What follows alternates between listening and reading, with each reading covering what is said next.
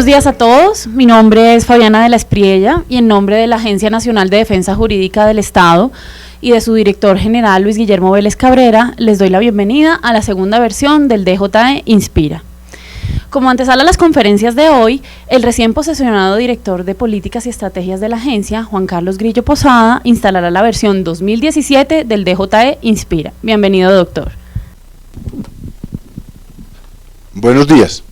Hace poco, unos 15 días, me integré y tengo el honor de hacer parte del equipo de la Agencia Nacional de Defensa Jurídica del Estado y me toca liderar la Dirección de Políticas y Estrategia, que es el centro de pensamiento jurídico del Estado colombiano. Hoy la agencia necesita un medio para lograr conocimiento y para que ese conocimiento circule en el sistema de defensa jurídica del Estado colombiano, justamente para proteger los intereses del Estado. Y esto es lo que la comunidad jurídica del conocimiento es, una gran apuesta por hacer gestión del conocimiento en materia de defensa jurídica.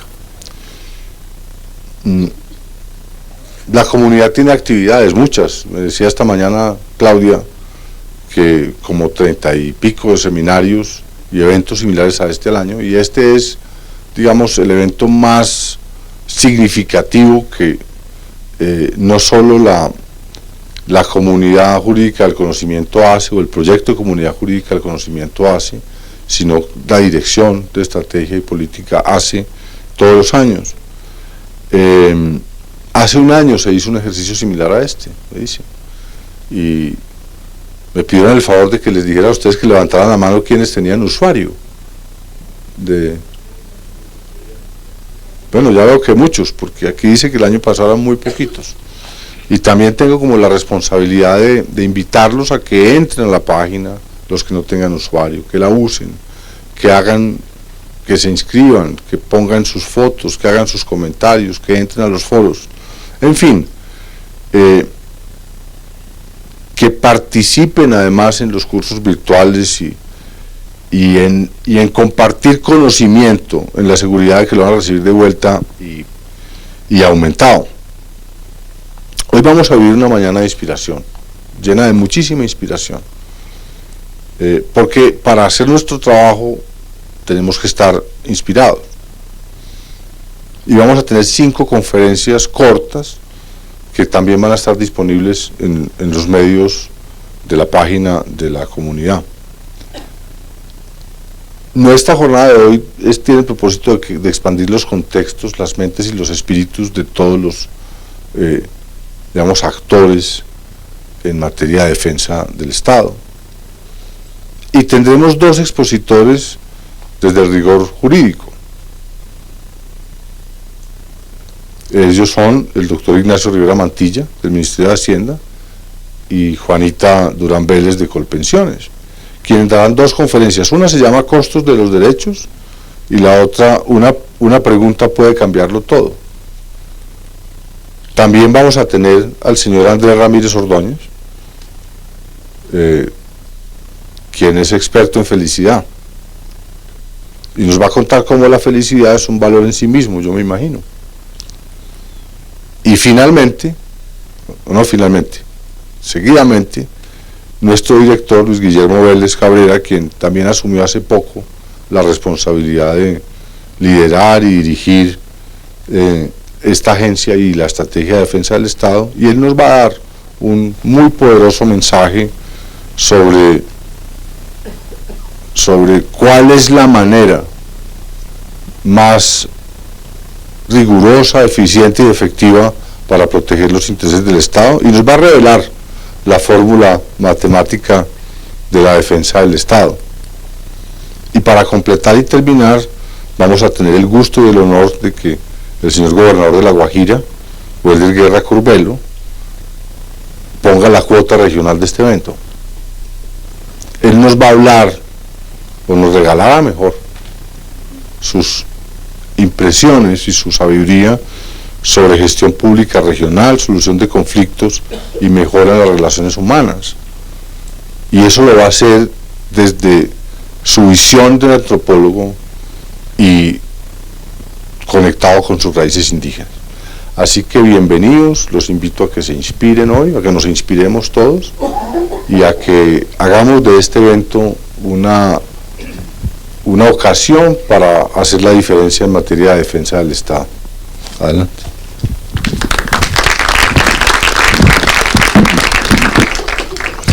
Doctor Grillo, muchas gracias. Bueno, para iniciar esta agenda de lujo vamos a permitirle a Andrés Ramírez que prepare nuestro corazón y afine nuestras mentes para esta mañana memorable, con una conferencia que él ha llamado La felicidad, una experiencia total. Estamos acostumbrados a los expertos en técnica jurídica, en gestión pública o en otros temas de defensa jurídica, pues hoy hemos querido tener un experto en felicidad. Andrés es profesor de felicidad en el CESA, de la Universidad Sergio Arboleda y de la Universidad del Rosario, creador de la primera cátedra universitaria de felicidad en el país, terapista en adicciones del EDIC College de Puerto Rico, estudios en educación continuada en bioética de la Universidad de Miami, Florida, gobierno y liderazgo del INALDE Business School y magíster en felicidad del CESA honoris causa. Consultor implementando modelos de felicidad organizacional desde la firma Plurum, donde es socio desde el 2013, presidente del Comité de Ética de MedPlus, MP.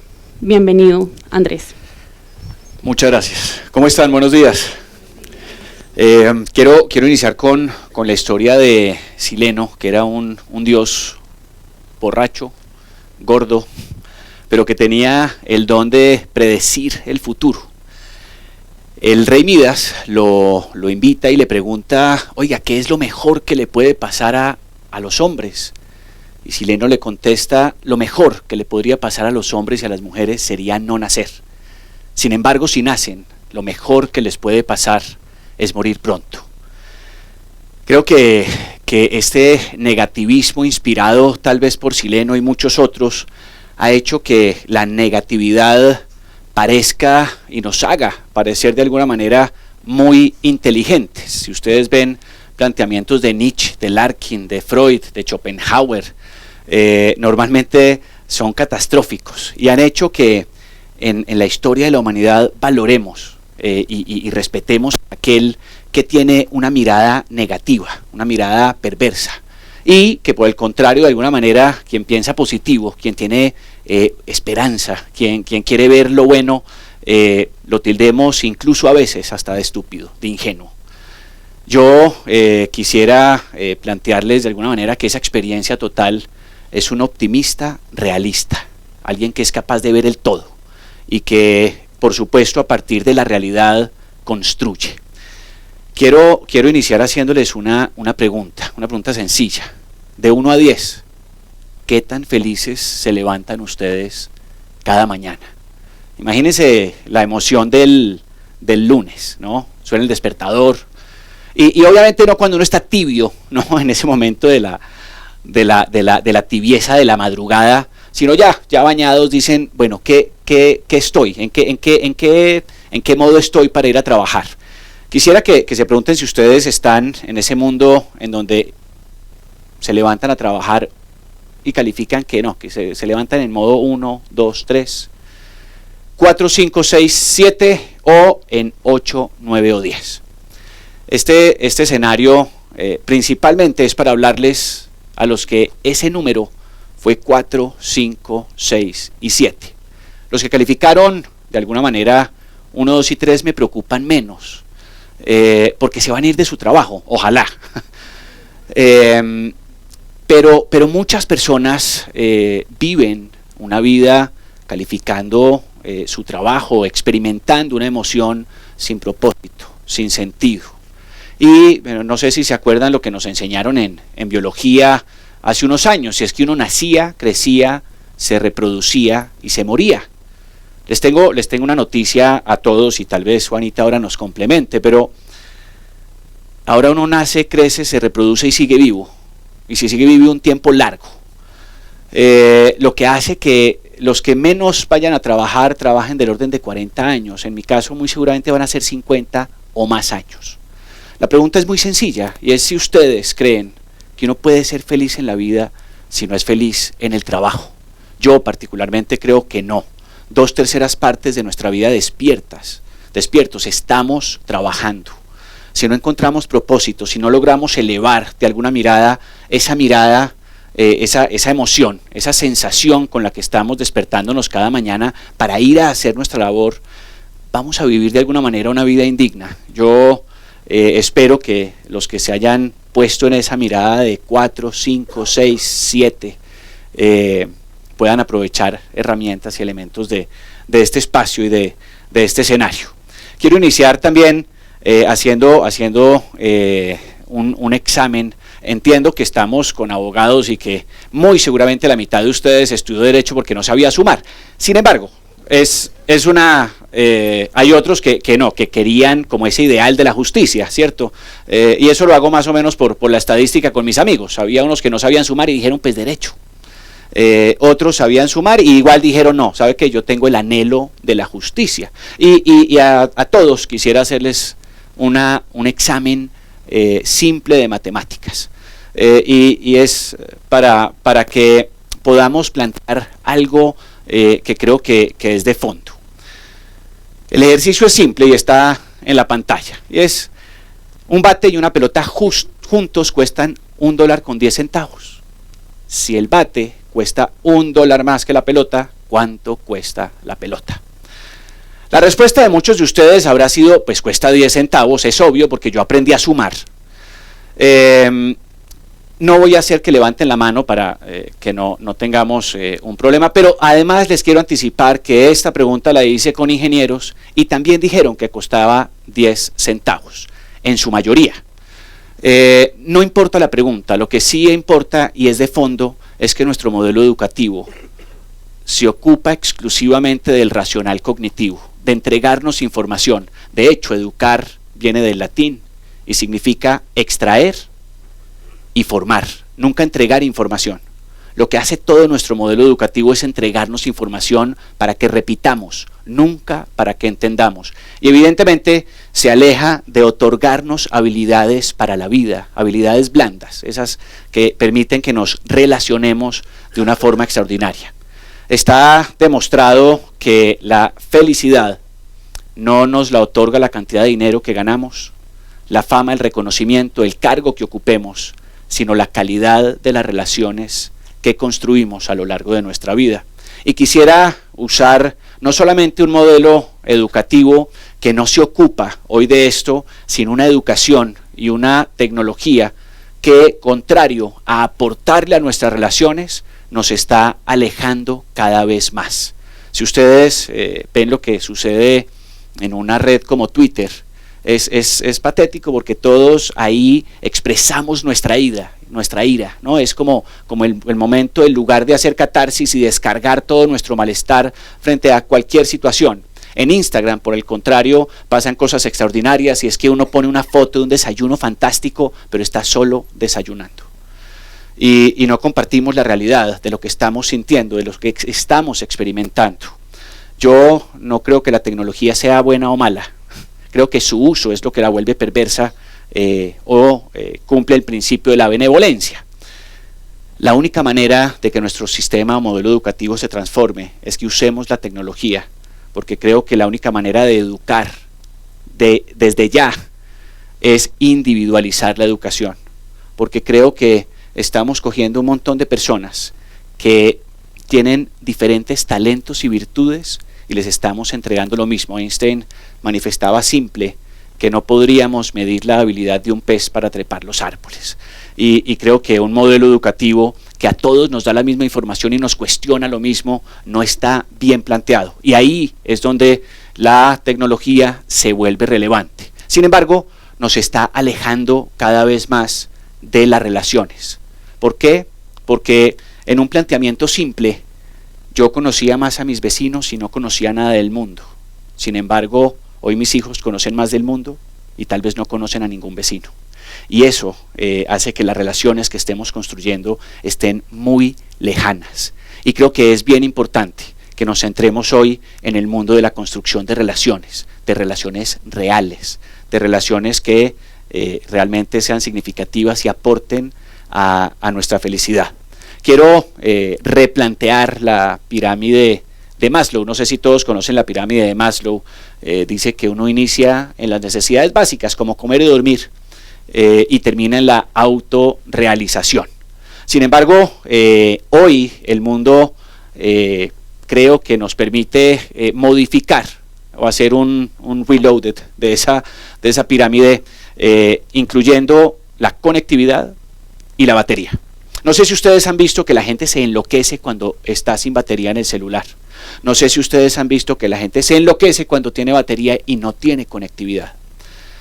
Hoy estamos evitando incluso estar con nosotros mismos, ocultándonos en el celular. No sé si les ha pasado en un ascensor donde no entra el celular, entramos y nos escondemos para no saludar, para no relacionarnos nuevamente. Y esto tiene una complejidad si vemos esa pirámide de Maslow, y es que el autoestima está cada vez más lejos. Y por eso hoy niños, adolescentes, esa población millennial, que además me parece fantástica, porque viene y dice: yo no trabajo por la plata, yo trabajo por un propósito, y estoy exigiendo un liderazgo que no sea autoritario, sino inspirador. Y es un reto enorme para todos los que nos sometimos en algún momento dado de nuestras vidas a que lo hago porque usted es mi jefe y punto, o porque usted es mi papá y punto. Y hoy creo que el reto enorme desde el liderazgo es inspirar, y eso se logra a partir de la generación de relaciones saludables. No estamos permitiéndole a nuestros hijos enfrentar la frustración, una habilidad indispensable para la vida, y creo que esa incapacidad de estar con nosotros, de estar solos, refugiados detrás de un televisor, de una tableta, de un computador, de un celular, de cualquier escenario, ha hecho que no nos conozcamos, que no tengamos buena relación con nosotros. Y evidentemente, si yo no me amo, no me valoro y no me respeto, pues no puedo amar, valorar o respetar a nadie. Digamos que simple matemática, yo no puedo dar nada que no tenga, y en ese sentido vale la pena que podamos relacionarnos mejor. Yo quisiera presentarles hoy un modelo que hemos planteado, que he llamado el ADN de la felicidad. Es un no negociable, es decir, 5 elementos no negociables para que construyamos una vida más feliz, en donde podamos relacionarnos con nosotros, relacionarnos con los demás, y evidentemente pues construir un país distinto y un planeta diferente. Estos son simples 5 cajones en donde logré ubicar más de 3.000 definiciones de felicidad. Todas cupieron en esos 5 cajones: coherencia, gratitud, servicio, compasión y resiliencia. Y quiero rápidamente manifestarles lo que significa de alguna manera cada uno de esos elementos. Cuando le preguntan a Gandhi qué es felicidad, dice que es cuando lo que yo pienso, digo y hago está en armonía. Yo atrevidamente voy a complementar a Gandhi porque se le olvidó que los seres humanos somos emocionales y nos movemos por lo que sentimos. Por eso cuando alguien no me cae bien en la organización y me pide un favor, yo no lo hago, porque no me cae bien y porque no soy coherente y no entiendo el reto organizacional ni el sueño organizacional. Los seres humanos nos movemos por lo que sentimos. En inglés dicen walk the talk, camina tu palabra.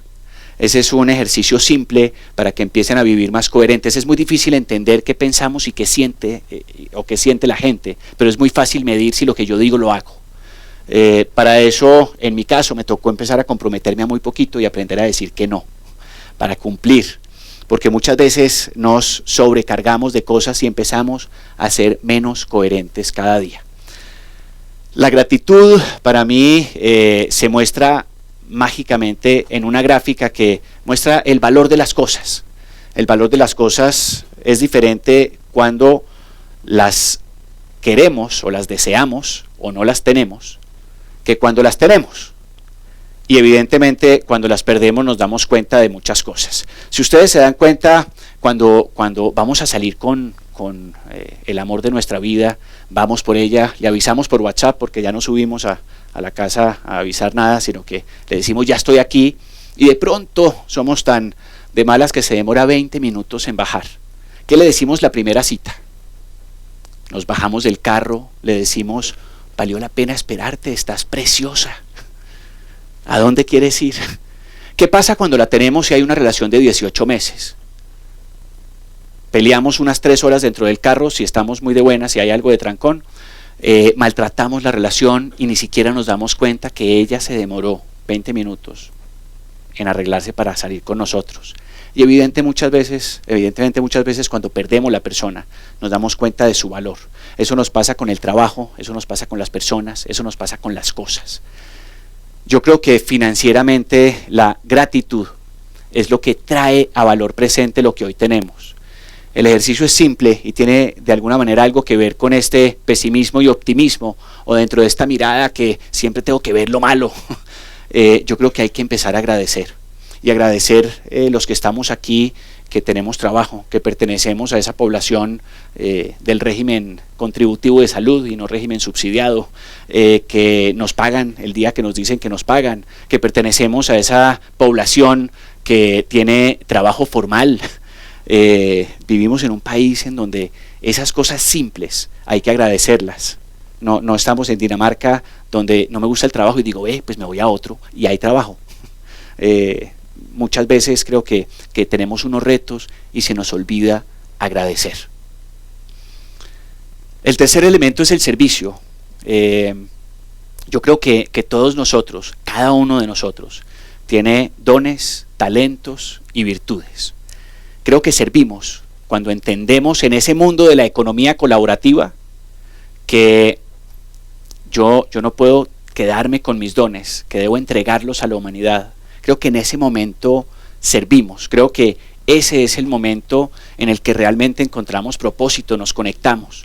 A veces he visto que las personas creen que servir es ir a poblaciones vulnerables, a limpiarle los mocos a los niños. Y ojalá se haga, porque vivimos en un país con el 10% de la población viviendo en pobreza extrema. Eso es el DANE que dice eso, que no voy a controvertir esa cifra en este momento. Sin embargo, es mucho más simple, y es ser un hombro para alguien, es oír a otra persona, es pararme y llevarle café a alguien que está al lado nuestro. Y eso es servir. Es estar con la disposición de entregar nuestros dones, talentos y virtudes a otros seres humanos. La compasión es un escenario más elevado que la empatía. A veces hemos entendido la compasión como lástima. Sin embargo, y de manera simple quisiera traer esa filosofía budista de las fuerzas opuestas, ¿no? Dicen que cuando uno tiene muchos juicios sobre alguien, requiere de más compasión. Es decir, que cuando llega una persona y uno dice, no, esa persona tiene tatuajes, los de tatuajes son unos delincuentes, es un juicio y nos impide entregarnos con compasión a la persona. Eso es un juicio por nuestras creencias que nada tiene que ver con la compasión, que es sentir lo que otro ser humano siente, que es lograr experimentar lo que dicen camine en sus zapatos, es ponerse los zapatos, caminarlos, sentir lo que siente, sentir esa experiencia, esa vivencia, que entre otras la mente humana tiene esa mágica capacidad. La mente humana es ambivalente, no monovalente, como la de un perro, por ejemplo. Un perro o te muerde o bate la cola. Los seres humanos batimos la cola y mordemos. Somos ambivalentes. Esa distinción enorme es la que hace que nuestra mente, por ejemplo, pueda vivir y viajar al pasado y resentir, oír y imaginar cosas en el futuro que nunca suceden. Por ejemplo, ustedes saben que estadísticamente está demostrado que en una persona no depresiva, el 80% de nuestros pensamientos tienen una connotación negativa, o que el 70% de lo que imaginamos nunca sucede. Esa es la capacidad de la mente, pero lo que imaginamos lo sentimos, y esa es la capacidad que tiene la mente. Si usáramos eso no para juzgar y cuestionar a la otra persona, sino para sentir lo que siente, empezamos a experimentar la compasión. Y por último, pero no menos importante, la resiliencia. Y quisiera poner el ejemplo de Chris Froome, que espero que hoy ya deje de ser primero en el Tour. Sin embargo, ganó el Tour del 2016. Este personaje bajó como nadie nunca había bajado la montaña. Si me permiten rápidamente, lo que a uno le entrega a una organización es el uniforme, el casco, la bicicleta, el equipo. Ojalá todos tuviéramos actitud de gregarios. Creo que hace falta esa maravillosa actitud en las organizaciones, pero obviamente un modelo educativo como el nuestro, individualizado, que dice usted saca 10 y usted 0 y no nos importa, no nos educa para trabajar en equipo. Chris Froome subió como nadie, pedaleó como nadie, pero hizo algo mágico, y fue cuando se cayó de la bicicleta, se estrelló con alguien y salió corriendo. Mi abuelita decía que el que no sabe para dónde va, cualquier bus le sirve, ¿no?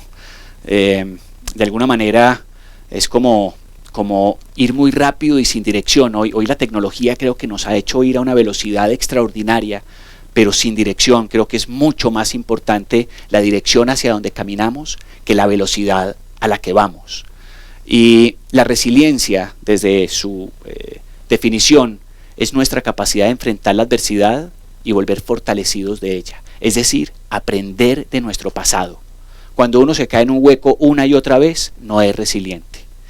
Y esto es lo que desde el principio les hablaba, que estamos evitándole la frustración a nuestros hijos.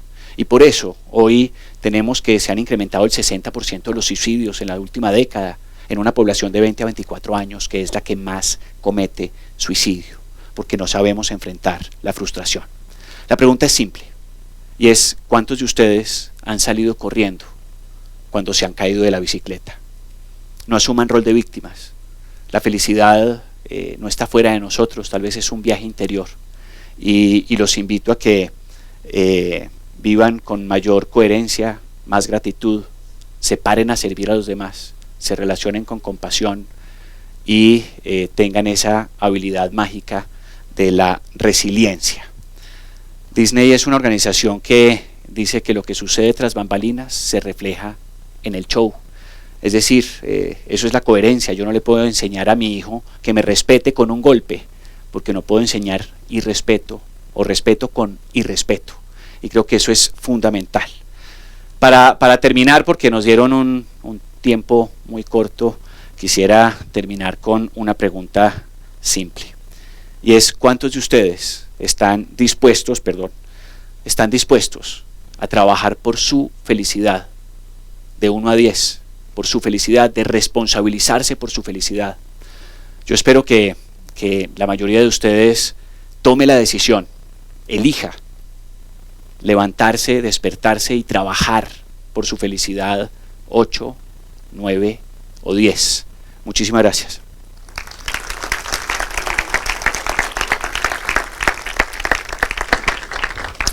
Muchas gracias, Andrés. Continuamos esta mañana de inspiración con un tema como el pensional, que es de central relevancia para las macrofinanzas públicas y en especial para la defensa jurídica del Estado. Juanita Durán Vélez de Colpensiones ha logrado estructurar un mensaje poderoso en términos jurídicos y técnicos que puede ser aplicable a todas las áreas de defensa jurídica y posiblemente a la vida en general. Juanita nos ofrecerá la conferencia "Una pregunta puede cambiarlo todo". Ella es abogada de la Universidad EAFIT, especialista en economía de la Universidad de los Andes y LLM en the University College of London. Es directora de procesos judiciales de Colpensiones, ha trabajado en temas de litigio constitucional de manera independiente, asesorando entidades como el Ministerio de Salud y la Superintendencia Nacional de Salud. Fue durante 4 años auxiliar judicial en la Corte Constitucional, investigadora en temas de litigio constitucional y litigio estructural, especialmente en temas de salud. Démosle la bienvenida. Gracias. Muchas gracias. Buenos días. Muchos de ustedes han experimentado la satisfacción agridulce de ganar un caso, en un caso en el que han puesto todo el corazón, toda la fuerza, todo el trabajo, además para personas que lo necesitan y que están sufriendo. ¿Ahí ya me oye mejor? Para personas que lo necesitan y que están sufriendo, para levantar los ojos y encontrar que existen 100 casos, 1000 casos de personas que están exactamente en la misma situación y necesitan una solución idéntica a la que están trabajando. Sobre eso revisemos una historia, un buen paradigma, que es el de la transición del Seguro Social a Colpensiones. El litigio en derechos sociales empezó sobre todo en temas de salud, particularmente en temas de VIH, pero rápidamente los temas pensionales ocuparon un lugar protagónico. Aunque no hay estudios en profundidad de lo que pasaba en ese momento, los estudios de litigiosidad de la Defensoría del Pueblo dan algunos datos importantes. Ya desde el 2008, la Defensoría del Pueblo manifestaba su preocupación porque el litigio en derecho de petición era el segundo, porque el derecho de petición, que es el derecho que se usa en los casos pensionales, era el segundo derecho más tutelado en el país. Pero para el 2010 ya la situación era crítica. Ese año el Seguro Social ocupó el primer puesto en litigiosidad en el país y se llevó el 14.5% de todas las demandas que se interpusieron. Para el año 2012 ya había un clímax de litigiosidad y solo en ese año se presentaron poco más de 72.000 demandas que representaban el 17.3% del litigio solamente en el tema pensional. En ese momento ya había una conclusión clarísima y era: el tema pensional está completamente judicializado. Pero además, lo más crítico es que esa judicialización no necesariamente representaba una protección más robusta para los pensionados o para los afiliados. De hecho, el atraso en la atención de los fallos y las sentencias de tutela era tan alto que básicamente se podía comparar con lo que estaba pasando en las propias solicitudes pensionales. Y justamente esas demoras y ese atraso en cumplir los fallos llevaba a que los funcionarios estuvieran completamente inundados de órdenes de arrestos, de multas, de desacatos, y los poquitos recursos que tenía la entidad, pues se invertían en defender funcionarios, que alguien pudiera ir a la oficina a trabajar, mucho más que en atender las solicitudes pensionales propiamente. Pero en este caso, que amenazaba con volverse un loop infinito de arrestos, desacatos, sanciones, etcétera, hubo un punto de quiebre. En el año 2013, mediante el auto 110, la Corte Constitucional seleccionó 4 casos concretos y declaró un estado de cosas inconstitucional en la transición del Seguro Social a Colpensiones. Y con esa decisión inició una transformación que culminó en el 2016 cuando se levantó el estado de cosas, que llevó a que se cambiara de manera profunda el sistema pensional. Y les comparto algunos datos que son altamente significativos. Primero, se desatrasó el régimen de prima media.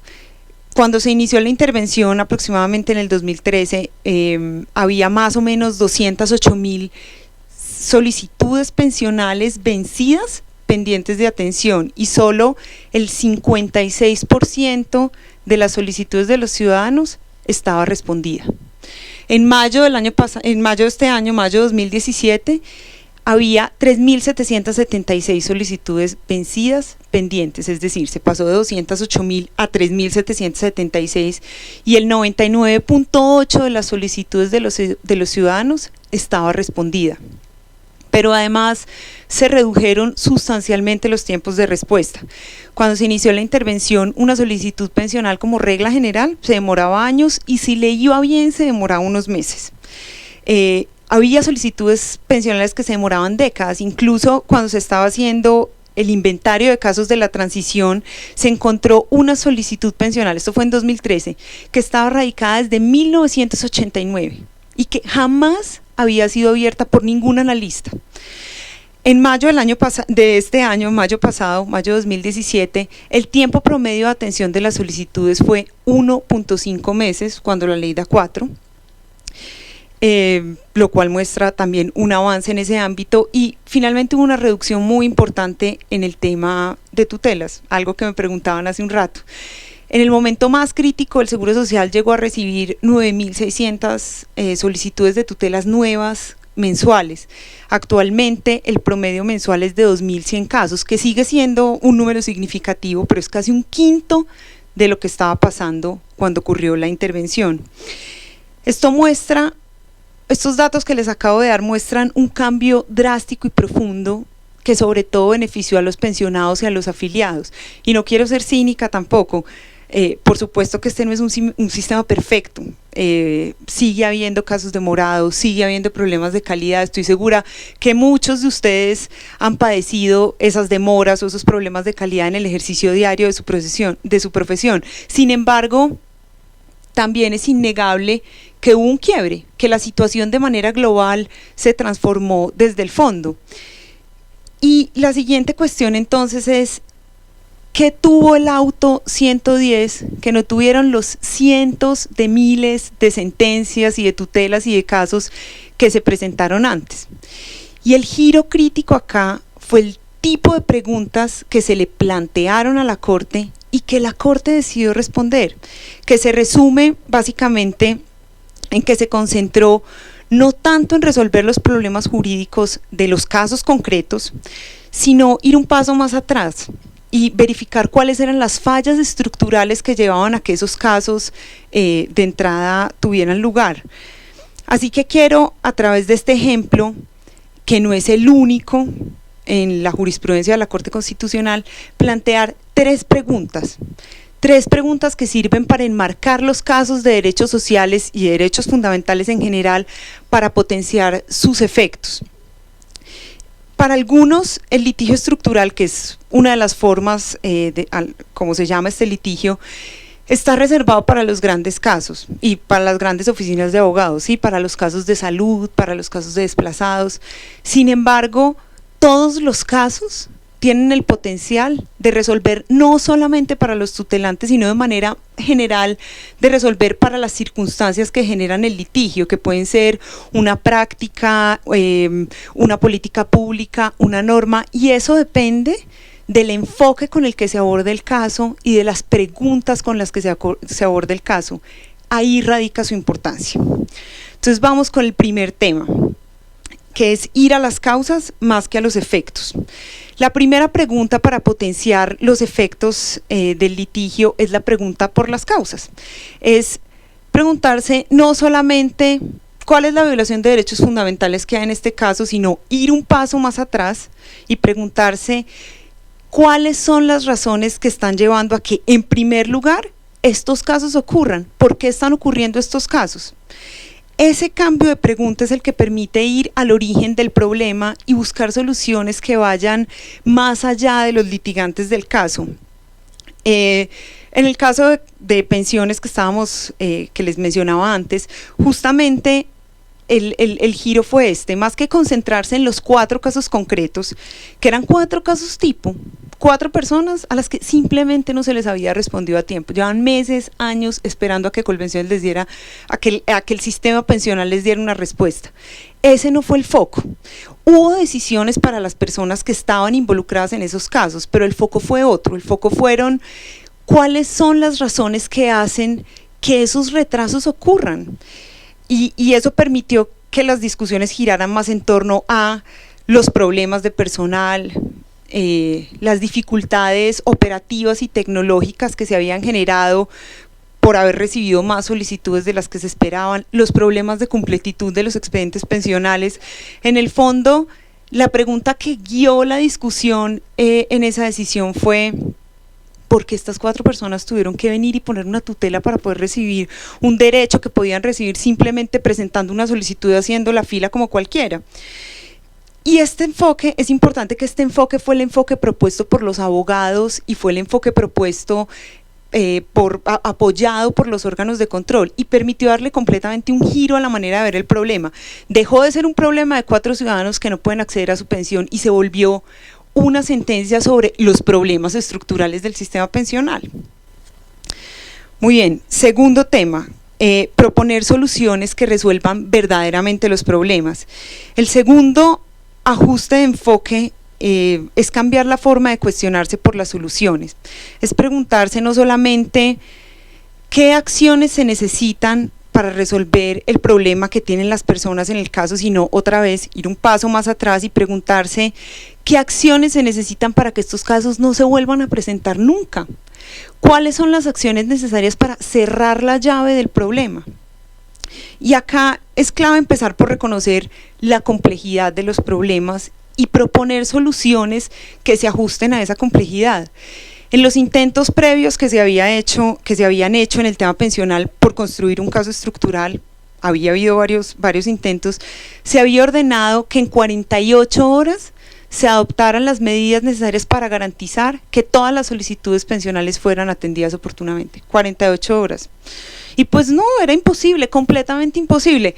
El cúmulo de circunstancias, de situaciones que había llevado a que una solicitud pensional se demorara meses y años en atenderse, incluía temas presupuestales, temas legales, temas culturales, lo que hacía imposible de resolver en un término de ese estilo. Por el contrario, la propuesta acogida por la Corte fue la adopción de un plan que tenía en cuenta cuál era la situación de personal de la entidad, cuáles eran los recursos tecnológicos disponibles y a partir de esos elementos cuál era la productividad real, es decir, cuántos casos de verdad podía producir el sistema pensional diariamente, cuántos casos se podían atender, y a partir de eso se fijaron unas metas medibles y un seguimiento riguroso. Por supuesto, era un plan a varios meses, y en este caso un sacrificio de tiempo, por supuesto, se demoró mucho más de 48 horas, pero valió la pena hacer ese sacrificio de tiempo porque se lograron resultados tangibles y reales como los que vimos ahorita. Ahora, además de las soluciones realistas, es importante tener en cuenta que puede ser mucho más efectivo buscar objetivos generales, con metas medibles, con procesos de seguimiento, que medidas concretas y específicas. Esa visión es una visión que reconoce que las entidades son quienes mejor conocen sus recursos.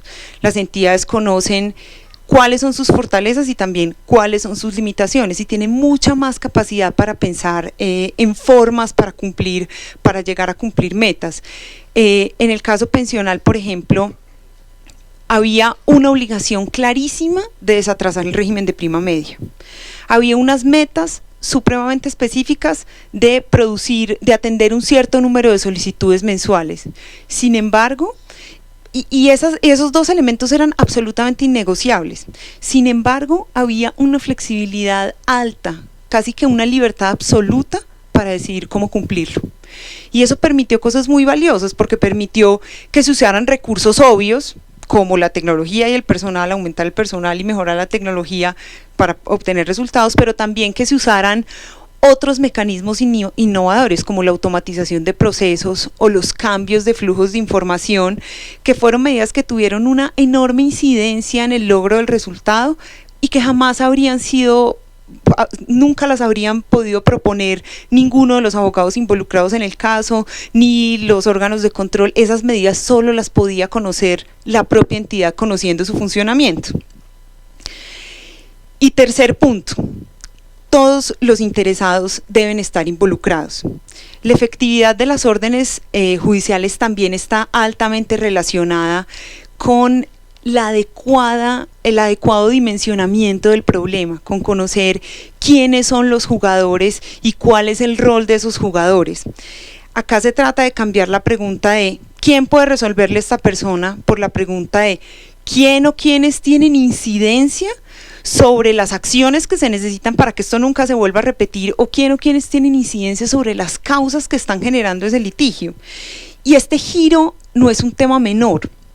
Muchas veces es difícil conocer la cadena de causas que lleva a que ocurra una determinada violación de derechos fundamentales y conocer quiénes son los actores reales de esa vulneración de derechos fundamentales.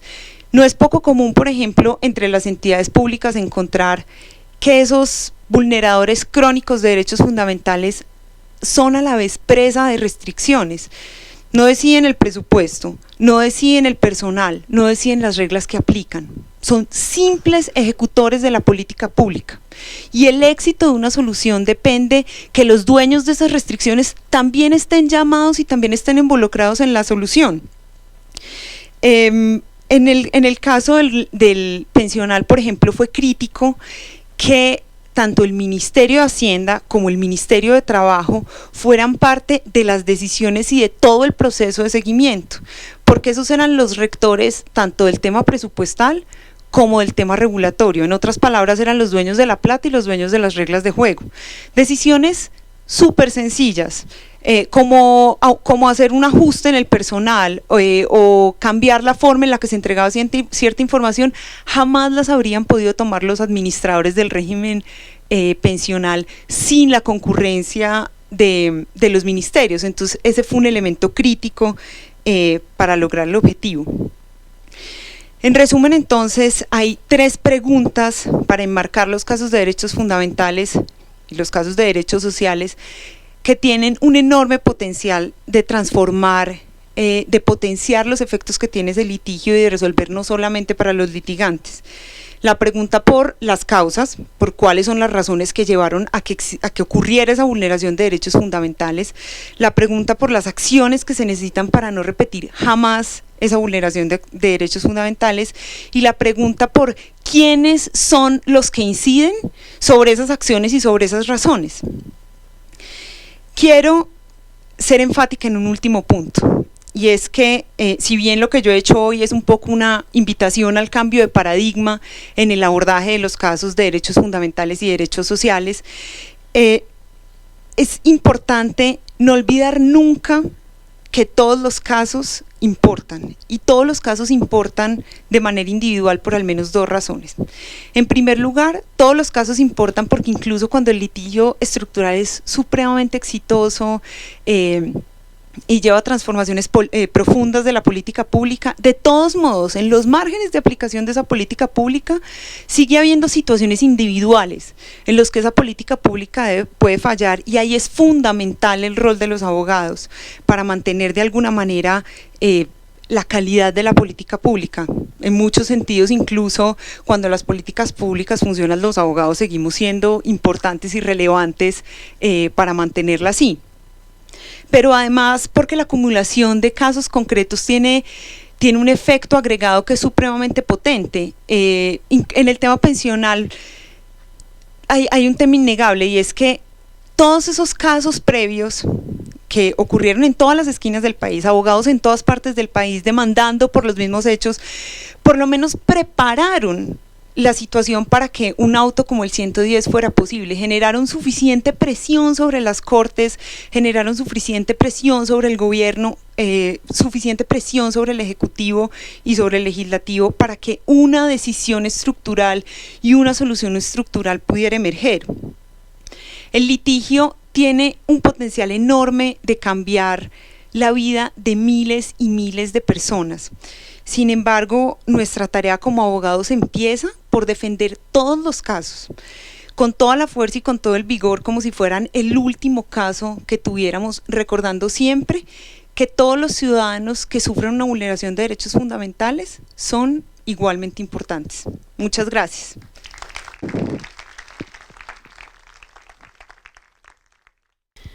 Bueno, y continuando con el rigor jurídico que resulta fundamental para defender al Estado, Diego Rivera Mantilla, del Ministerio de Hacienda, hará una innovadora reflexión sobre la necesidad de ejercer la defensa del Estado y las estrategias procesales de la mano de los responsables financieros y de planeación de las entidades. La concepción del abogado insular que no se relaciona con las demás áreas de la entidad quedará en el pasado después de escuchar la conferencia Costo de los Derechos. Diego es abogado especializado en dirección de empresas y en Derecho Constitucional Administrativo y cuenta con un magíster en Derecho Económico de la Javeriana. Es subdirector jurídico del Ministerio de Hacienda, dependencia que tiene a su cargo la representación judicial y defensa procesal y extraprocesal de la entidad. Dirige un grupo de 40 abogados. Lleva 8 años en el cargo. Adicionalmente, es docente universitario. Bienvenido.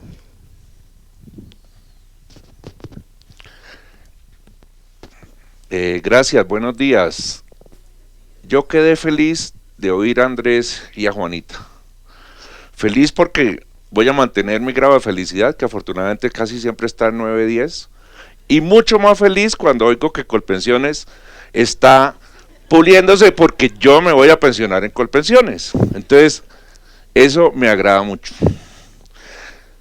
Ser feliz y soñar no cuesta nada, son derechos gratuitos, todos tenemos derecho a soñar, a ser felices. Nuestra Constitución del año 91, porque a mí me tocó también la del 86, estudiarla, no redactarla, concede muchos derechos. Pero como veíamos ahorita en qué me inspira, como decía Sergio Pinillos, muchos abogados de la agencia, los derechos cuestan. El derecho a la educación, el derecho a la administración de justicia, el derecho a los transportes, a las vías, eso cuesta. Y son recursos públicos que salen del bolsillo de todos nosotros, de los créditos que tramita el gobierno ante la banca internacional, ante la banca nacional. Ese es el costo de los derechos que día a día deben ser estimados. Las leyes que salen del Congreso tienen una estimación fiscal, tan es así que han oído las noticias que hay 2, 3 leyes que las van a objetar porque no hay recursos o porque van a afectar el presupuesto.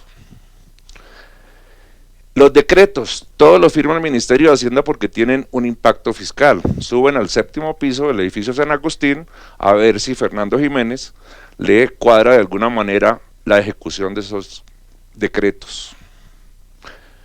Los fallos judiciales venían siendo una rueda suelta, no tenían esa estimación del impacto fiscal. De alguna manera, con el acto legislativo 3 del 2011, con la introducción del criterio de sostenibilidad fiscal, se incluyó el denominado incidente de impacto fiscal que buscaba que los jueces, la rama judicial, estimara de alguna manera el impacto de sus decisiones. No es el momento después de extendernos a hablar del incidente de impacto fiscal, pero sí de llamarles la atención sobre el costo de los derechos y la estimación que a dichos derechos se puede hacer en el proceso judicial. Mucho se ha oído que los jueces no están preparados a planear y presupuestar recursos a largo plazo. Están capacitados para estimar la indemnización en una reparación integral, a estimar cuál es el monto de restablecimiento del derecho en virtud de la nulidad de un acto administrativo que decida ordenar.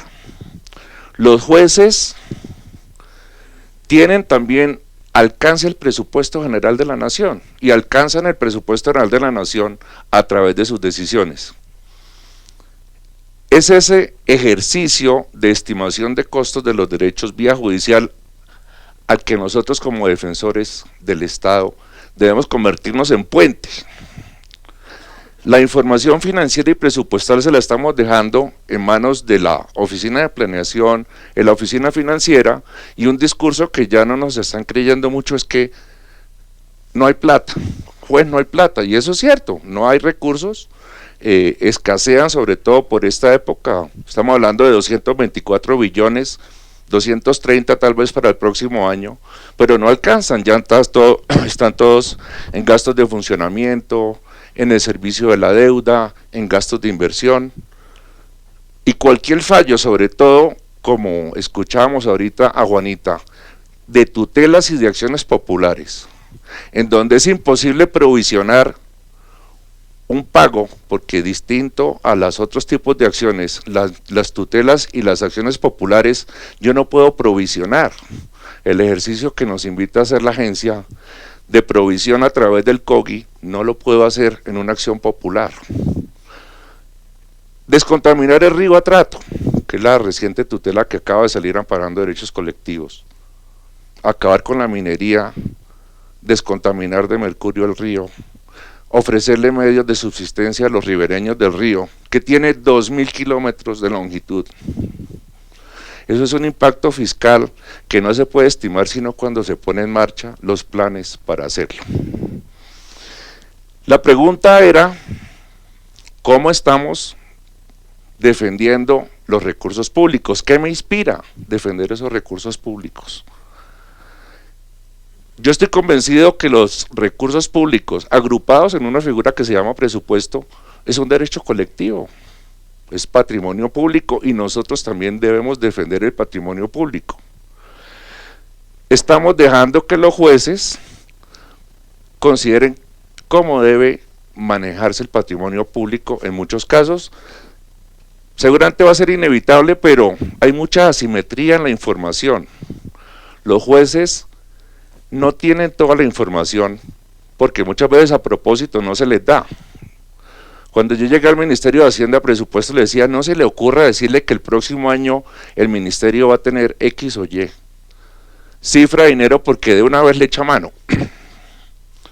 Yo creo que se ha ganado mucho informando qué se tiene y diciéndole a los jueces, oiga, yo tengo esto, pero eso ya lo tengo destinado a esto, tengo que priorizar gastos, no hay recursos, definitivamente estamos en Cundinamarca y no en Dinamarca.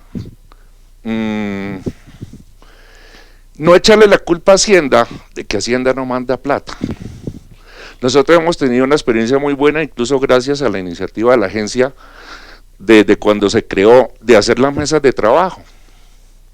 Entonces ahorita hay una experiencia muy interesante con el tema de baldíos.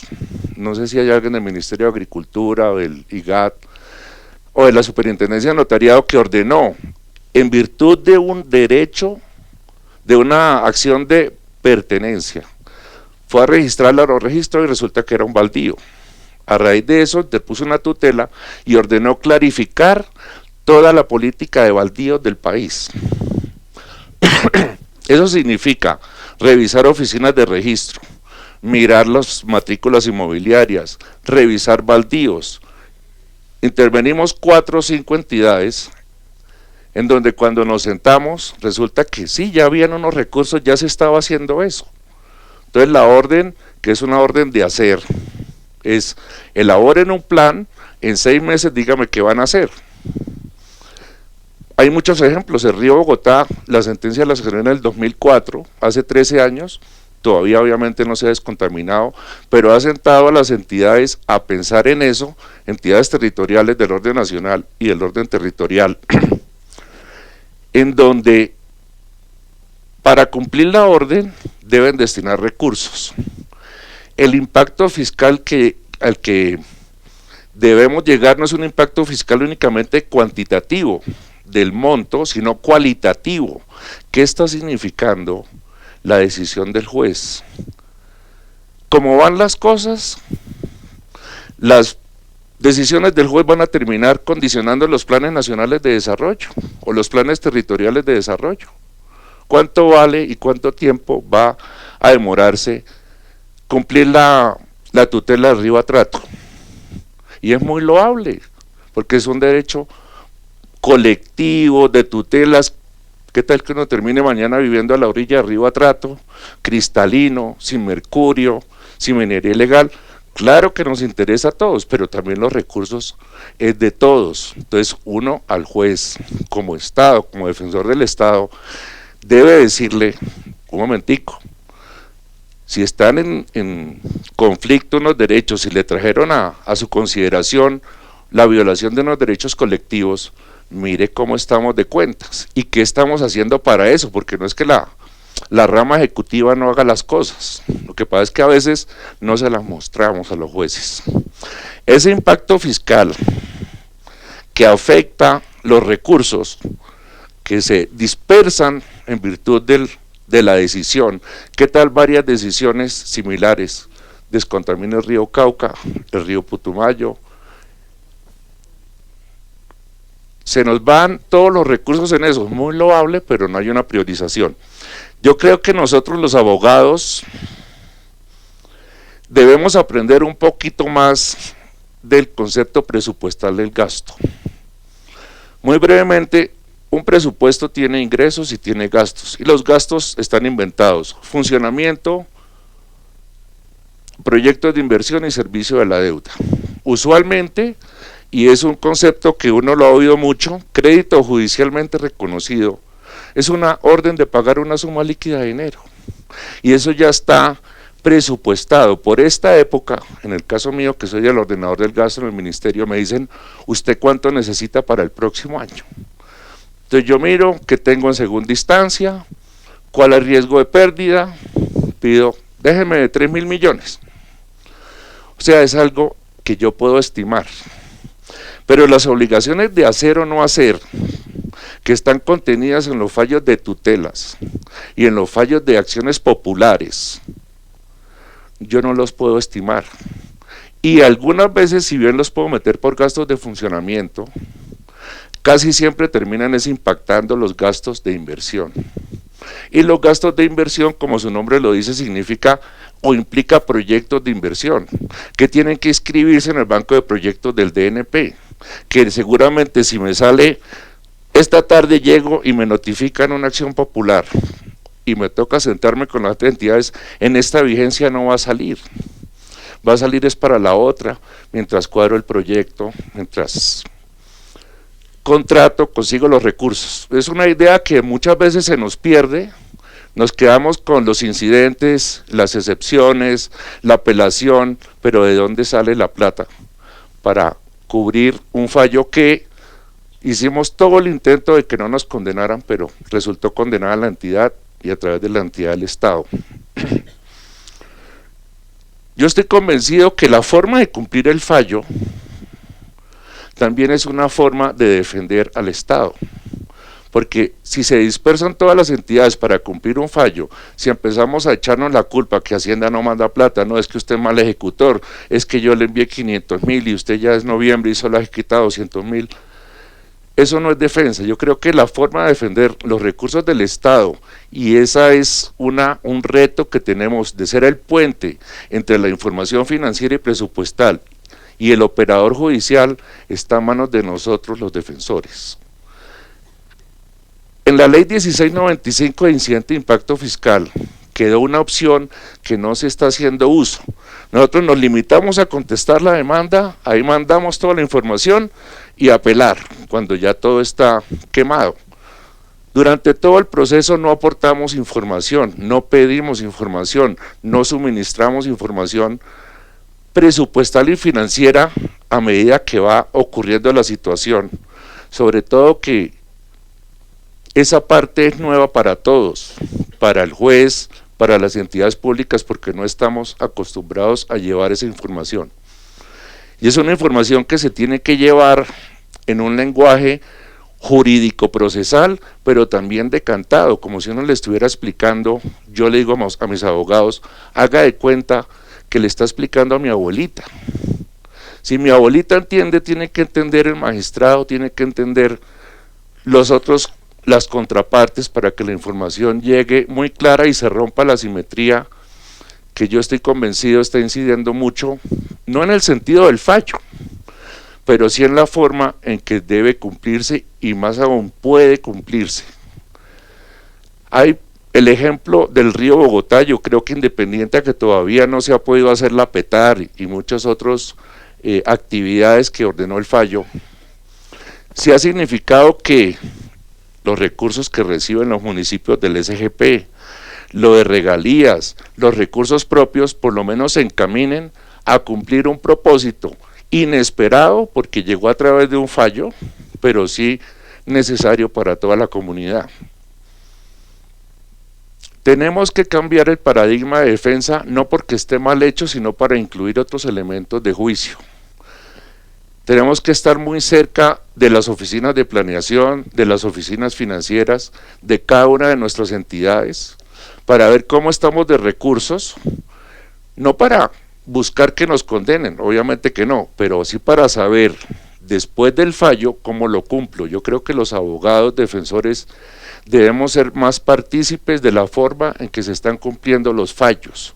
Uno deja eso, mire, perdimos, voy a ver qué hace, y el mensaje, sobre todo en acciones populares, que hay audiencias de cumplimiento, de seguimiento, de mucha información que están pidiendo los operadores judiciales, no solamente para evitar un desacato contra el ministro o el director de la agencia, sino para proteger en cumplimiento de un fallo los recursos públicos, que son escasos.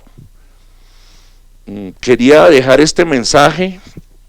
El costo de los derechos, el impacto fiscal de los fallos judiciales no es solamente cuantitativo, es cualitativo, la forma como estamos cumpliendo los fallos. Ya se ha avanzado mucho en los temas de los intereses, con la resolución a los decretos que con la agencia, el Ministerio de Justicia, el Ministerio de Hacienda, hemos logrado expedir la estabilización de una fórmula de pagos de intereses. En esa parte se ha avanzado mucho, falta mucho por hacer, pero yo creo que ya hay una línea.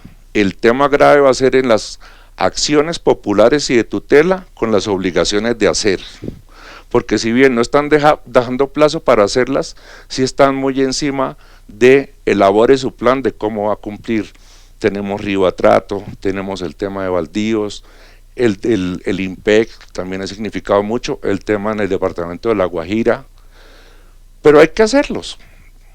Y no es que el Ejecutivo no piense en eso, sino que hay muchos gastos que priorizar y se nos está adelantando la rama judicial con órdenes que muchas veces no han sido ni siquiera previstas. Muchas gracias. Nuestro director general, Luis Guillermo Vélez Cabrera, nos llevará a reflexionar desde lo cuantitativo y lo cualitativo con la conferencia La Fórmula de la Defensa del Estado.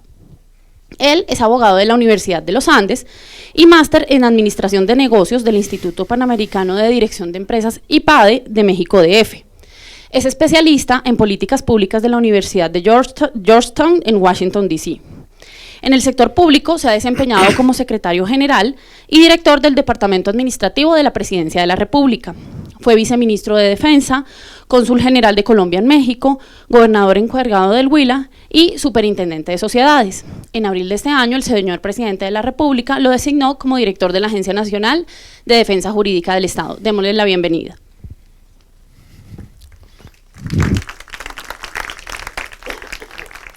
Muchas gracias. El 29 de enero del año 2015, el juez séptimo oral administrativo de la ciudad de Sincelejo condenó a la nación colombiana a pagar 2.1 billones de pesos.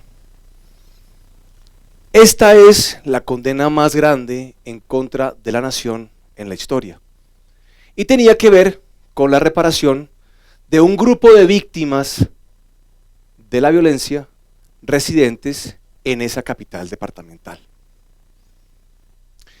Esta condena apropiadamente recibió un gran despliegue de prensa y se citaba, como ustedes pueden ver, una y otra vez la cifra de 2.1 billones de pesos.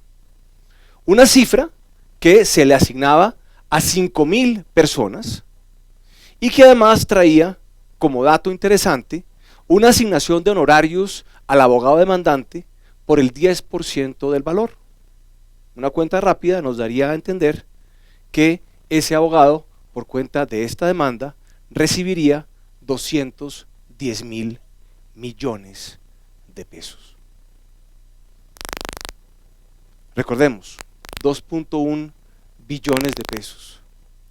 ¿Cuántos son 2.1 billones de pesos? 2.1 billones de pesos son 263 hospitales de primer nivel. Es 5 veces el presupuesto anual del departamento del Chocó. Con 2.1 billones de pesos podríamos cubrir el 40% de todo el déficit de salud del país.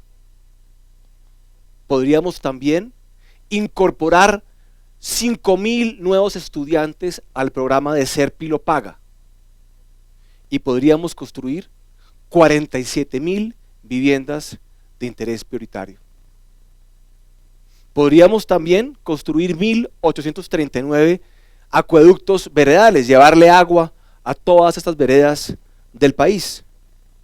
Y tal vez la cifra más escandalosa de estas es que con 2.1 billones de pesos podríamos darle ayuda humanitaria a 2.396.647 familias víctimas de la violencia.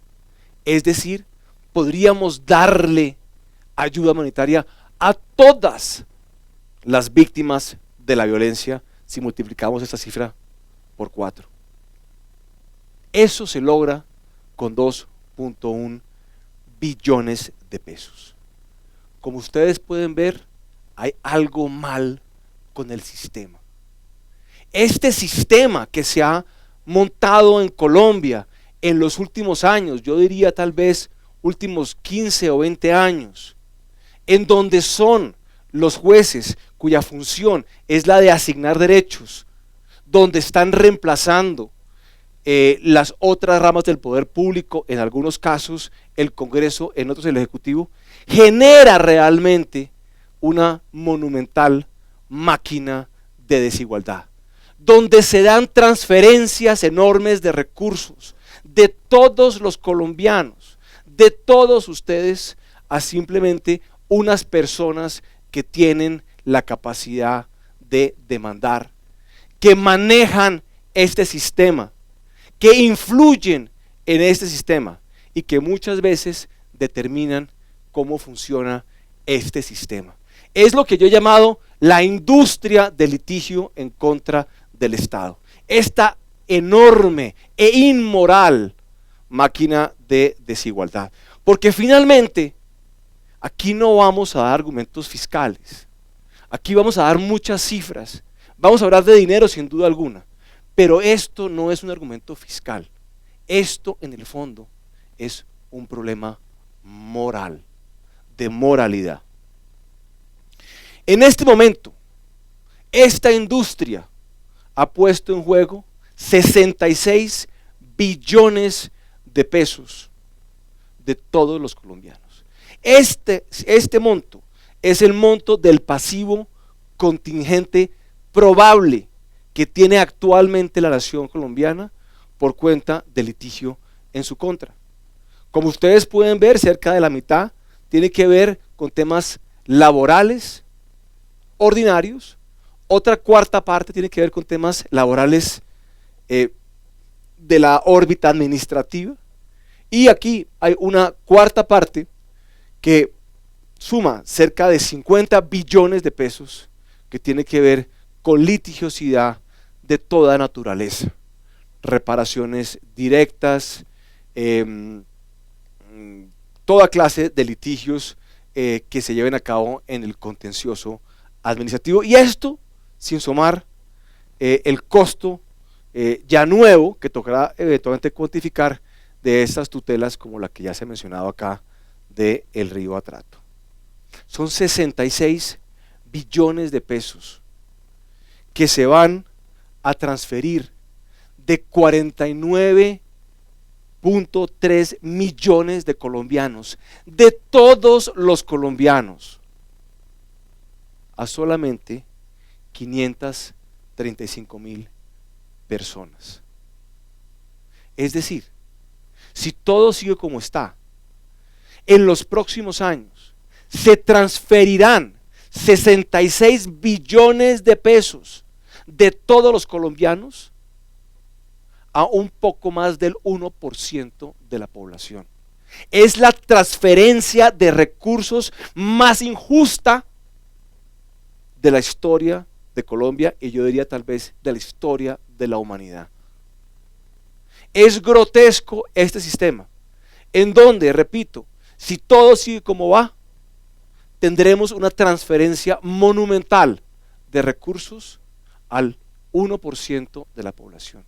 Pero todavía más grave, aquí ustedes, la mayoría son defensores del Estado y saben muy bien el concepto de la cuota litis. De esta transferencia de recursos, 66 billones de pesos, entre el 20 y el 30% acabarán en las manos de 27.000 personas, que son los abogados demandantes en contra del Estado. Esto realmente hace o convierte este problema en un imperativo moral del país. Debemos buscar la manera de corregir y evitar que se dé la más grande injusticia de nuestra historia. Cuando uno habla de esto, muchas veces le dicen los colegas abogados, pero no importa, porque es que el gobierno siempre saca la plata de alguna parte. Eso es lo que dicen usualmente. Pues resulta que la plata no crece en los árboles. La plata del Estado es la plata de todos ustedes. Es la plata mía, la plata suya, la plata del señor que está aquí operando la cámara, de la señora que nos recibió ahora a la entrada, del chofer del Transmilenio, del campesino, de la enfermera, del contador. Es la plata de todos los colombianos. ¿De dónde viene la plata de los colombianos? Del Estado y de todos los colombianos. Pues de 3 fuentes y de 3 fuentes solamente. Los impuestos que todos pagamos. Es la base principal del presupuesto nacional. Todos pagamos impuestos, directos o indirectos. La otra fuente son las rentas públicas, principalmente la renta minero-energética y de ella la renta petrolera, que valga decir, está siendo amenazada de manera irresponsable por la epidemia de consultas populares. Y la tercera fuente es la deuda, es tomar deuda pública, nacional y extranjera que debemos pagar. ¿Ustedes creen que aguantamos más impuestos? Hemos hecho 4 reformas tributarias en 6 años. Creo que el espacio para más impuestos no existe actualmente. Las rentas, como ya vemos, se han venido disminuyendo. Y tomar más deuda, pues quién sabe hasta cuándo nos presten más dinero, y de todas maneras cualquier deuda que se tome ahora la acabarán pagando nuestros hijos y nuestros nietos. La plata del Estado no crece en los árboles. Entonces, ¿qué se puede hacer? Si esta máquina de desigualdad continúa, ¿cómo le vamos a hacer? No queda nada diferente a recortar. Porque esto es un juego de suma cero. Lo que no se gasta aquí, se gasta acá. Y si tenemos que sacar 66 billones de pesos en los próximos años para pagarle a esas 500,000 personas y a esos 27,000 abogados, no tendremos ninguna alternativa sino recortar. ¿Y recortar qué? Recortar la salud, recortar la educación, recortar la vivienda, recortar las vías y también recortar las pensiones. Aparentemente no hay otra alternativa. Lo que sale de un lado se va para otro.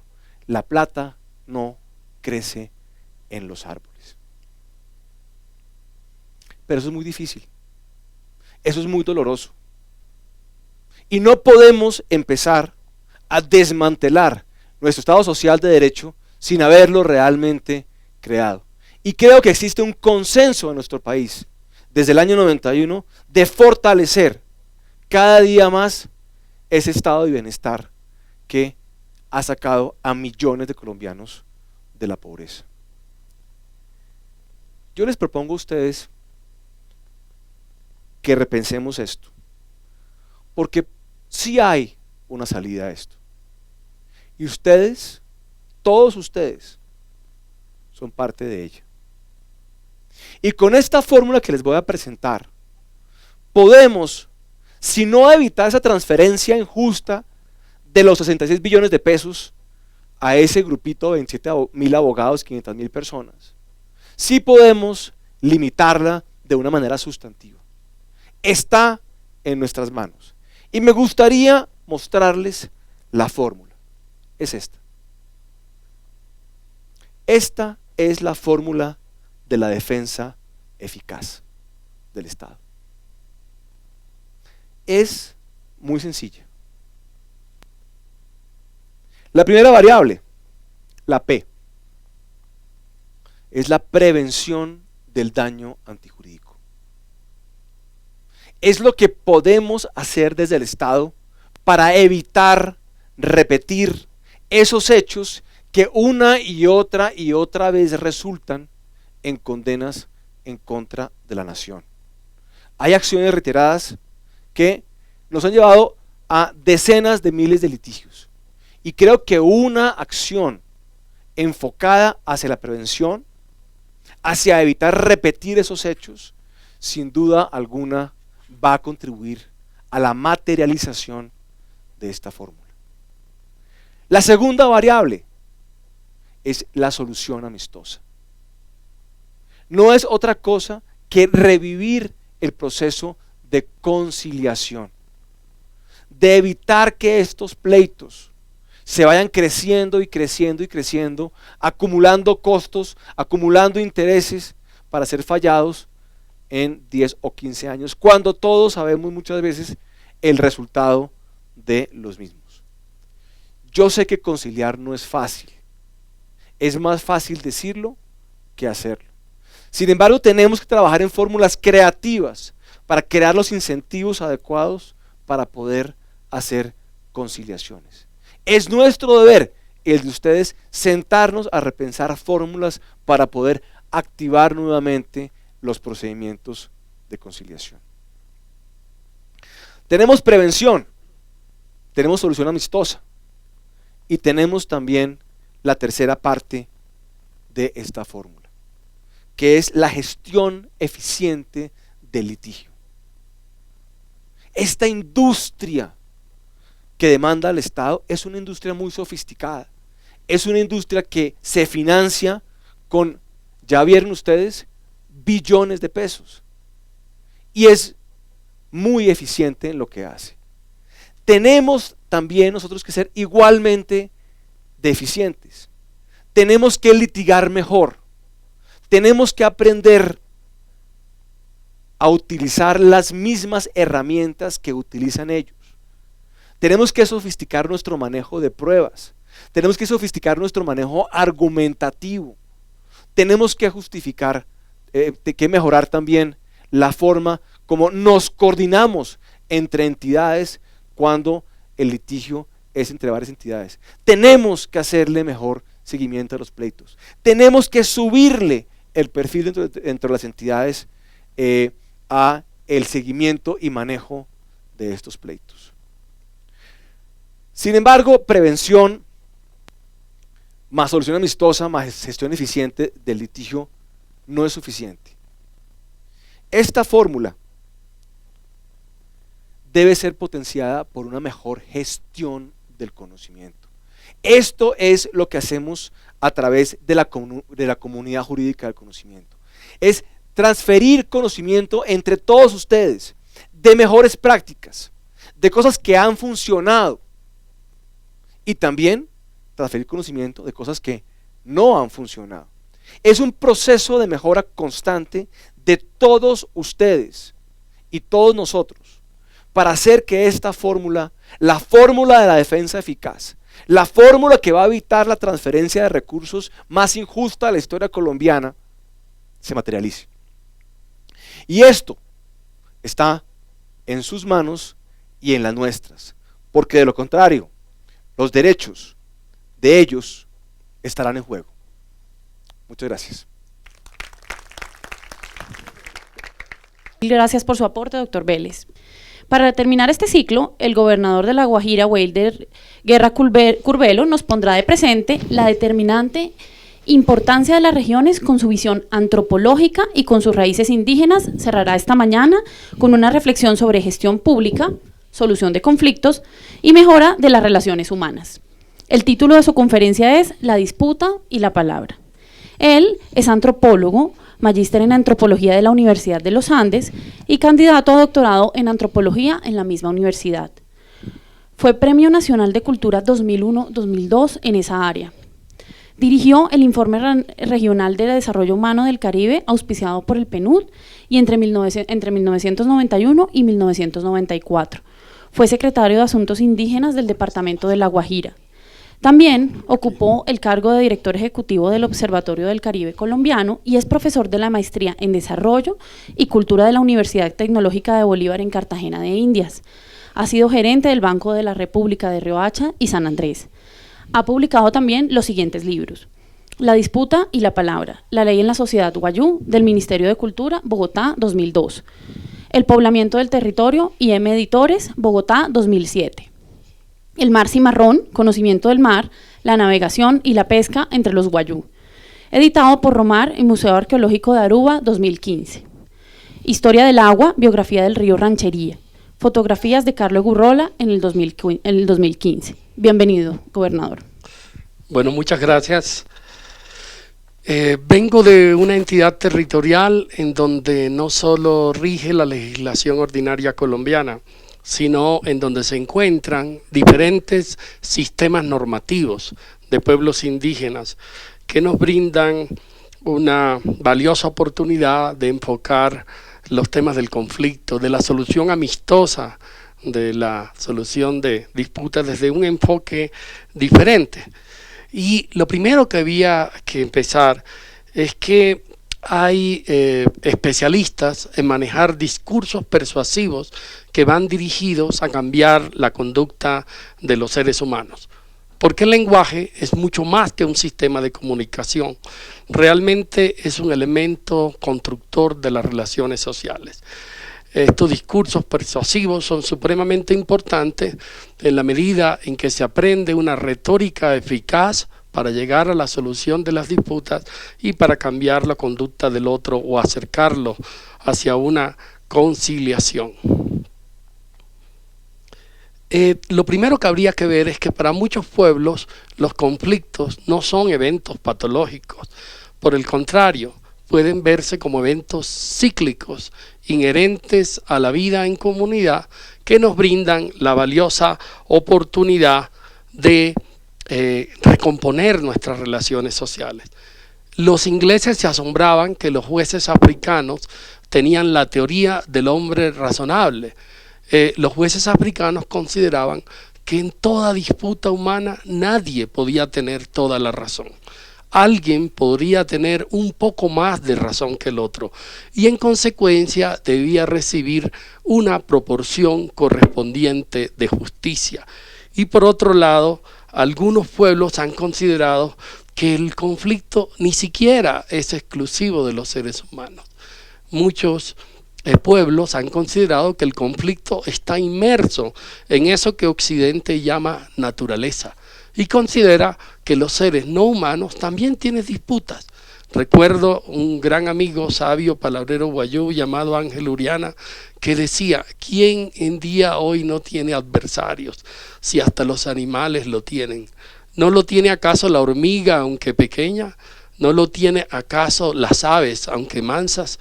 Y la culebra aunque sea feroz, ¿no tiene acaso quien le ataque? Los humanos no somos la excepción. Aunque no comamos a nuestros enemigos con los dientes, escúchame que he llegado hasta tu casa para alojarme en ella sin ser tu pariente, solo para invitarte a la paz. Esa retórica fundamental que va dirigida a ese cambio es parte hoy de algo que es sumamente importante, que es el de que haya especialistas, como es el caso de los palabreros guayú, en la solución de todas estas disputas, que además tienen una visión de justicia que tiende a ser más restitutiva que punitiva, en el que el individuo no es visto como, o el ser humano no es visto como un individuo aislado, sino que siempre será visto como alguien inmerso en una unidad social y política de tipo familiar extenso, cuyos miembros son jurídicamente equivalentes y corresponsables con las actitudes de esta persona. Y quiero contar cómo explican desde el punto de vista mitológico el surgimiento de estas figuras, y lo cual nos permite entender que hay arquetipos míticos para las personas que solucionan disputas. Y esto es clave. Al principio del mundo, dicen estos pueblos indígenas, existía un ave que era el seductor de la palabra.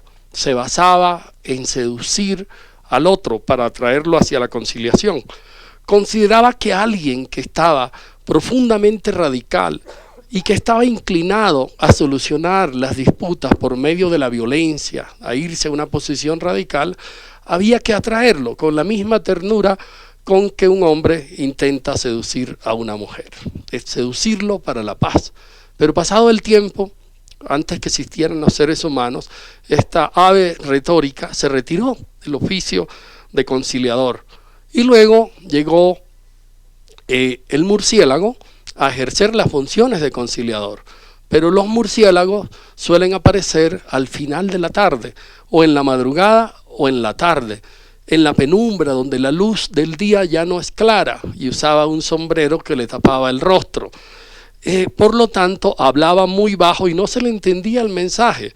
Al final de la intervención del murciélago, las familias estaban mucho más enemistadas que antes de la intervención de este mediador. Luego fue destituido y se llamó al pájaro carpintero. Y el pájaro carpintero llevaba un mensaje fuerte, combinatorio, intimidante, amenazante. La gente arreglaba las disputas por temor. Y esto no daba soluciones firmes, porque la otra persona no quedaba convencida de arreglar, sino que era intimidada por la fuerte palabra del pájaro carpintero, y fue destituido de su función también de intermediario y en ocasiones mediador. Y finalmente llamaron al mico. El mico llegó para los conflictos y el mico siempre abusaba del humor, no cumplía con la misión, se quedaba en los caminos, en juegos eróticos con las perdices, se emborrachaba y no cumplía la tarea. Lo que quieren decir los guayú con esto es que todo conciliador debe tener una pequeña dosis de humor, como la tienen los micos, sin abusar de ella porque no se convierte en un payaso. Que todo conciliador debe tener un grado de seriedad, pero sin ser radical en el extremo hasta no convertirse en tan amenazante como el pájaro carpintero. Y finalmente, que ser sutil es muy importante en una conciliación sin llegar a extremos tan alambicados como el del murciélago, que terminaba siendo sencillamente un gran intrigante. Estos arquetipos nos sirven para entender un poco este tipo de situaciones humanas. Finalmente, la tarea del conciliador siempre será la de cambiar el código previo, el código de invectivas, vituperios, por un nuevo código de compromiso y de paz. Y es un proceso sutil, el de tejer este tipo de situaciones. Analizando ejemplos en La Guajira, encontraba, por ejemplo, que muchos palabreros siempre utilizan el tema de la cita de precedentes sociales, siempre señalan casos en los que no conciliar es mucho más costoso que realmente ir a la guerra. Señalaban casos de conflictos que se originaron por un bolívar, y utilizo aquí una moneda venezolana que es muy frecuente en la frontera, disputas por un bolívar, y luego, pasado muchos años de conflicto, se pagaban millones de pesos colombianos y de bolívares por ahorrarse ese bolívar que era allí, siempre señalando que es mucho mejor conciliar. Y otro caso es el encomio de la vida, la libertad y la paz como elementos primordiales, como principios generales. En ese sentido, la vida es presentada como una mujer de 15 años. Es tan bella como una mujer de 15 años. Y decían los palabreros, con la vida todo lo puedes, con la muerte nada. Nadie es más pobre que un rico muerto. Con la vida puedes encontrar el amor que te fue esquivo durante todos los años y la riqueza que no pudiste alcanzar. Quizás eso ocurra en el último día de tu vida. Y además hablan de la libertad en un concepto que tiene que ver con la tierra. La tierra, si uno le pregunta a un geógrafo occidental, tiene un número de kilómetros precisos e inmodificables, pero para ellos no es así. La tierra depende del espíritu del ser humano. Para los seres conflictivos, quisquillosos, violentos, la tierra es pequeña. Finalmente la ven reducirse a sus pies. Finalmente la tierra del ser que le gusta la violencia termina siendo el poco espacio de tierra que pisa. Allí ese es el tamaño de la tierra. Mientras que los seres mansos tienen abiertos los caminos de la libertad. De manera que la libertad también va ligada a esa situación. Y la otra ejercicio retórico es el de invitar a la conciliación como la riqueza, como el evento ganador en el que todos salimos contentos y satisfechos, como la búsqueda del estatus social perdido en una disputa que se aumenta para ambos, y es una inmensa ganancia cuando se logra un acuerdo entre las partes y ambas salen ganadoras. Y finalmente, los acuerdos tienen una estética, hay una estética. Cada acuerdo se puede ver con la metáfora de un precioso collar. Los acuerdos hay que armarlos, son más allá de meras compensaciones materiales, tienen un orden, una armonía que debe ir, que las mujeres conocen, las mujeres indígenas cuando arman un collar, saben en qué secuencia va el oro tras el coral o la cuenta arqueológica y tiene un orden hermoso. Entonces todo acuerdo debe ser visto como se arma un collar, mucho más allá del dinero que entregamos. Esa estética es supremamente importante porque esa estética pone por encima esa armonía que la cantidad entregada, que la suma acordada, y es supremamente importante. Los wayuu usan, por ejemplo, las mulas, que son un híbrido que es raro y que era muy raro, además hace más siglos, en el sentido de que eran los vehículos de automotores de hoy. Para el siglo XVIII tener una mula era supremamente importante, como quien hoy tiene un Porsche o un Ferrari, y entonces todavía conservan ese valor y todavía se entregan en las compensaciones, no por su valor material, sino por su condición estética, de manera que esa condición de la estética en los acuerdos es supremamente importante. Hay que saber arreglar y saber presentar el acuerdo de una manera armoniosa. Eso es algo tan importante en la vida de estos pueblos indígenas que cuando hacemos una transacción económica como la compra de un pescado, de una ensarta de peces, no estamos comprando una ensarta de peces, estamos comprando un collar de peces, como ustedes pueden verlo en la página, en el cual hay una lógica de la entrega de los peces y en donde, por ejemplo, están las ensartas blancas de la mojarra blanca, las ensartas amarillas de las mojarras amarillas, las verdes de los peces loros y las rojas de los pargos rojos y de los meros. Ahí hay una entrega de algo que va más allá de su valor material. Y finalmente, estos pueblos consideran que los acuerdos no solo se deben firmar, sino que hay que hacer una reafirmación ritual en los acuerdos, que se llama Errirawa en Guayuna, que quiere decir mirarnos el rostro. Toda querella no se ve finalmente removida, sino cuando podemos mirar al rostro tranquilamente a nuestro adversario, cuando podemos encontrarlo en un camino sin prevenciones. Ese Errirawa es importante. Y otros pueblos, como los de la Sierra Nevada, dicen que no solo debemos celebrar acuerdos, sino que debemos vivir dentro de ellos. La frase más importante que recibe un niño en su infancia como lección es aprender a vivir en el acuerdo. Aprender a vivir en el acuerdo implica una relación armoniosa con el agua, con los bosques, con los no humanos y, por supuesto, con los seres humanos. Entonces, ese es un principio también importante de la vida, vivir en el marco del acuerdo. Traje todo esto a colación para mostrar cómo desde otras perspectivas de los pueblos de Colombia y cómo en muchos territorios como el que me desempeño, el tener otro enfoque, el tener otras miradas sobre el tema de la justicia nos lleva a solucionar los problemas de esa manera creativa, pero también basada en una tradición milenaria que nos permite darle una mayor prioridad a la palabra que a otros recursos que pudieran estar a la mano, pero que quizás no pudieran ser tan constructivos ni tan inspiradores como este tema de la retórica.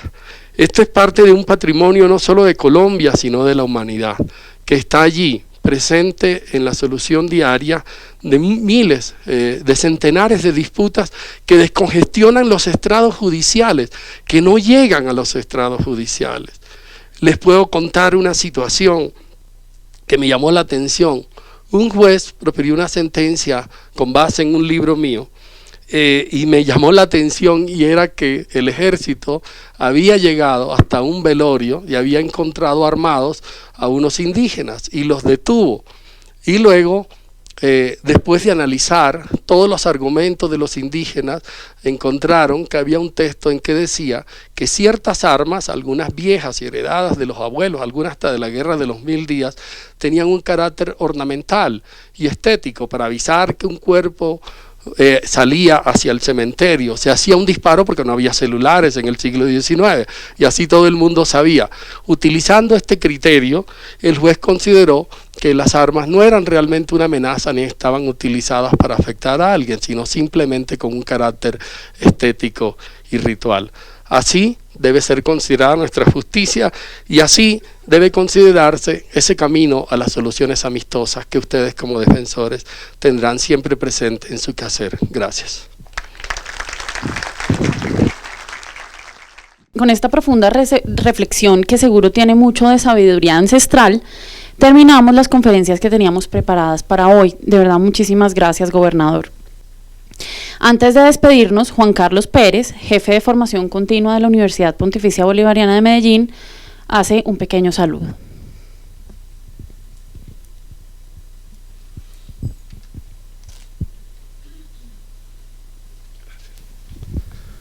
Muy buenos días. Un saludo muy especial a nombre de nuestro rector, el padre Julio Jairo Ceballos Sepúlveda, y de todo el cuerpo directivo de nuestra universidad, de nuestro decano de la Escuela de Derecho y Ciencias Políticas, el doctor Luis Fernando Álvarez, quien saluda a todo este grupo de estudiantes que están hoy participando de este encuentro y que seguramente hacia adelante estarán participando de todos los cursos y programas que tenemos en nuestra oferta dentro de esta comunidad jurídica del conocimiento. La Universidad Pontificia Bolivariana nació hace 81 años desde una escuela de Derecho. Fue el primer programa, con ese programa nació la Universidad Pontificia Bolivariana. Por eso celebramos esta alianza que tenemos con nuestro aliado BSB, quienes en esta unión temporal le estamos dando respuesta a todo este requerimiento y a todo este acompañamiento que requiere la Agencia para la Defensa Jurídica del Estado en su formación, en esa gestión del conocimiento, como lo ha expresado el director, el doctor Guillermo Vélez. Toda esa fórmula, doctor Guillermo, que usted ha planteado, si no está con esa referencia final de gestión del conocimiento, poco se puede hacer. Entonces nosotros celebramos desde la universidad ser esa universidad que a nivel nacional está respaldando todo este concepto académico y será la universidad que estará certificando el diplomado y los programas que ustedes van a desarrollar a través de la comunidad jurídica del conocimiento. Queremos, doctor Luis Guillermo, hacerle entrega de un reconocimiento, digámoslo así, del texto que la universidad editó con motivo de los 80 años en el año 2016. Este es un recuerdo de nuestra universidad para usted que representa esta Agencia para la Defensa Jurídica del Estado, y esperamos que no solamente usted lo disfrute, sino toda la agencia, porque es la joya de los facsímiles que ha editado la universidad con motivo de los 80 años. Un saludo muy especial de nuestro rector. Muchas gracias, muy amable. Muchas gracias. Mucho gusto.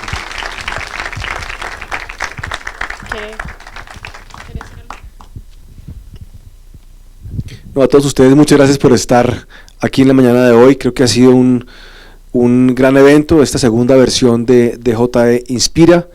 Es otro ejemplo más de la innovación, de los procesos de innovación que tiene la agencia, de este esfuerzo por hacer cosas diferentes.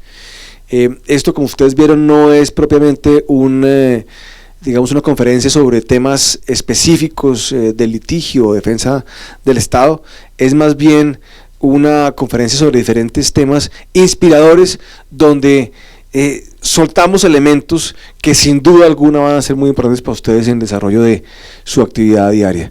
A todos los conferencistas, muchas gracias, creo que fue una excelente sesión y por supuesto que esperamos poderla volver a desarrollar en una tercera etapa o una tercera versión más adelante, y por supuesto también están ustedes todos invitados a asistir. Muchas gracias.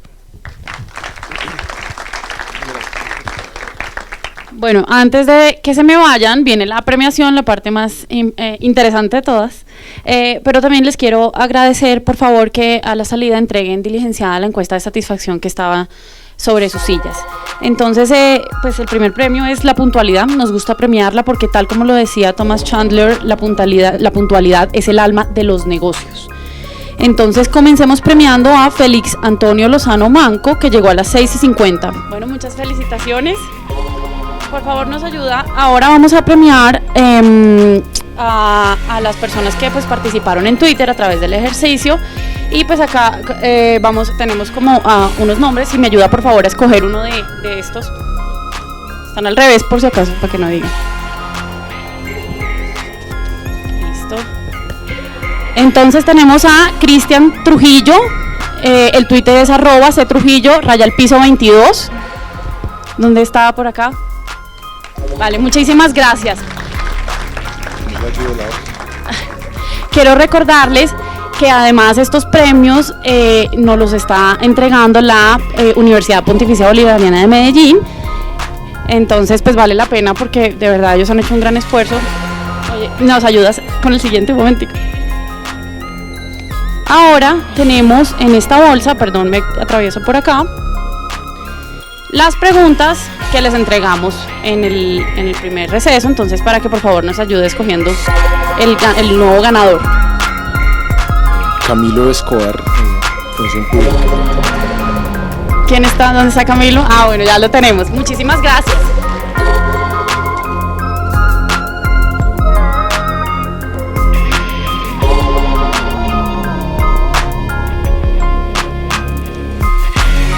Bueno, muchas felicitaciones. Vale.